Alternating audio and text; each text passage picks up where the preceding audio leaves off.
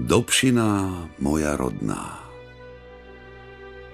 Ako chutia prvé vdýchnutia? Nevieš, nepoznáš, neporovnávaš. To až život ti začína písať a vtláčať pečať, odkiaľ pochádzaš. Ako prvé pohľadenie mamy, tak v tebe pohľad mámy na tvoju krásnu, milú Dobšinu, na tvoju domovinu jedinú.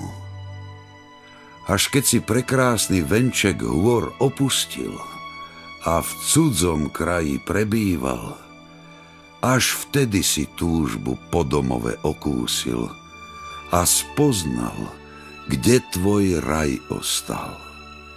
Až keď sa vrátiš, cítiš vôňu domoviny, tú vôňu jary, leta, jesene a zimy, vôňu vôd, lúk, lesov a strání, tak ako dých a pohľadenie mamy. To je návrat do rodnej Dobšinej, mojej domoviny jedinej. Čuntava, ty materinou dúškou voniaš, a zimná voda, čo sa pod velikánmi skláňaš, život iskrivými dúškami napájaš.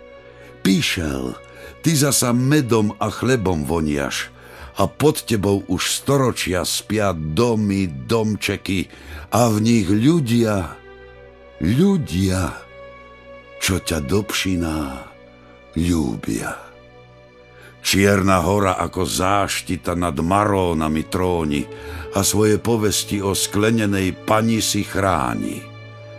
Hej, povievaj vetrík nad Gúglom či Gápľom, ty prekrásny dobšinský kraj si mojím pokladom.